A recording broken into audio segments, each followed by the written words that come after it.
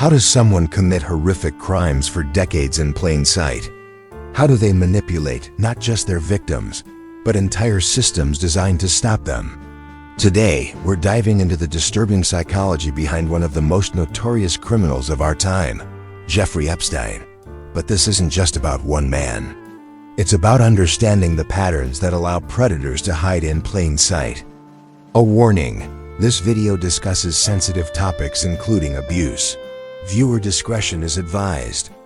Jeffrey Epstein's name became synonymous with wealth, power, and unimaginable crimes.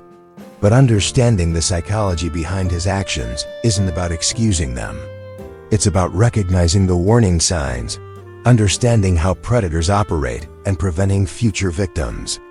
In this video, we'll explore the personality profile of a calculating predator, how grooming actually works, why wealth and power enabled his crimes, and most importantly, the red flags we all need to recognize. Let's start by understanding the mind of a predator. Epstein wasn't your typical criminal. His crimes weren't impulsive or chaotic. They were calculated, systematic, and sustained over decades. This points to a specific psychological profile. First, extreme narcissism. Epstein surrounded himself with luxury, not just because he could, but because it reinforced his self-image as someone above the rules. The private island, the mansion, the connections to powerful people. These weren't just status symbols. They were tools to construct a reality where normal laws, normal morality, simply didn't apply to him. In his mind, he was exceptional. And exceptional people, in his twisted logic, deserved exceptional privileges. But narcissism alone doesn't explain Epstein. True psychopathy involves something more chilling, a complete inability to feel genuine empathy. Psychopaths can read people incredibly well, but not to connect with them, to exploit them. They identify vulnerabilities the way a predator identifies the weakest member of a herd. Epstein's targeting pattern proves this. He didn't choose victims randomly. He specifically sought out young girls from troubled backgrounds, from families facing financial hardship. Why? Because they were vulnerable. Because they were less likely to be believed. Because they needed what he offered. This is calculated predation. Here's something crucial to understand. For many sexual predators, the crime isn't primarily about sexual gratification. It's about power, control, domination, the ability to make someone do something against their will, the ability to get away with it. For someone with Epstein's psychology, that sense of power can become its own addiction. Now we need to talk about something uncomfortable but critical: how grooming actually works. Understanding this can help protect potential victims. Epstein's approach wasn't random. It followed a predictable pattern that predators use worldwide. First, identify vulnerability, financial need, family problems, isolation, youth, and inexperience. These aren't coincidences, they're criteria. Next, build trust. Offer something the victim needs: money, opportunities, attention from someone powerful. Create a sense of being special or chosen. Then comes boundary testing. Small violations at first. A comment that's slightly inappropriate. A touch that lasts too long. Each time, watching to see if the victim accepts it or if anyone intervenes. If no one stops it, the behavior escalates. Isolation is key. Cut the victim off from other support systems.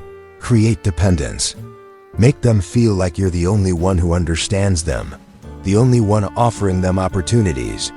Finally, full exploitation while maintaining control through fear, shame, or continued promises. What makes this so insidious is that each step seems small, reasonable even. It's only when you see the full pattern that the manipulation becomes clear. But here's the disturbing truth. Epstein didn't operate in a vacuum. He built an ecosystem that enabled his crimes. His wealth wasn't just for luxury. It was a weapon. It bought silence through NDAs. It bought the best lawyers to negotiate sweetheart plea deals. It bought access to powerful people who, intentionally or not, provided cover. This reveals something dark about our society. wealth can insulate you from consequences. The same crimes that would land most people in prison for life got Epstein a work release program. Then there's the network. Not everyone in Epstein's orbit was a criminal, but many played roles. Co-conspirators who directly participated. Enablers who facilitated knowingly or through willful ignorance. Beneficiaries who gained from the association and looked away. And those who suspected but feared the consequences of speaking out. Each person who stayed silent, who looked the other way, who accepted implausible explanations. They allowed it to continue. Epstein presented different faces to different people. To some, he was a philanthropist funding scientific research. To others, a wealthy financier. To his victims, a predator. Those who benefited from knowing him engaged in their own compartmentalization. They couldn't reconcile the person they knew with the rumors they heard, so they dismissed the rumors. This is how predators hide in plain sight. Not through cunning alone, but through our collective unwillingness to see what's uncomfortable. So how do we prevent this? By recognizing the warning signs.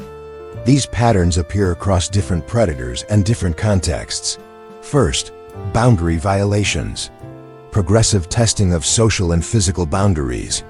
Comments that feel slightly off, touches that last too long. Requests for secrecy about normal interactions. Second, isolation tactics. Attempts to separate someone from their support system, creating dependency.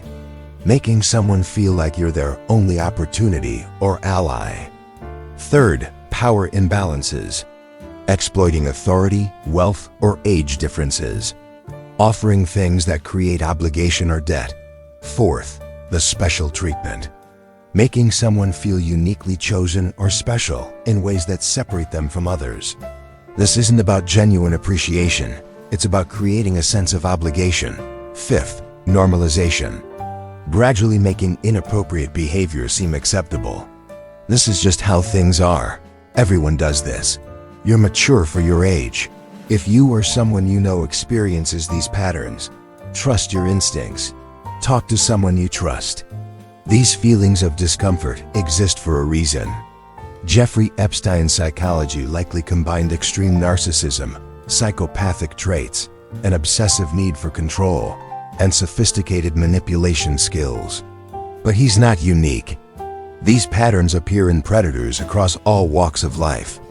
What made his case extraordinary wasn't his psychology, it was the spectacular failure of systems designed to stop him. Wealth bought him time, status bought him credibility, and collective discomfort bought him silence. The lesson isn't really about understanding Epstein. It's about understanding the patterns that let predatory behavior continue. In individuals, in systems, in ourselves when we look away because it's uncomfortable or inconvenient.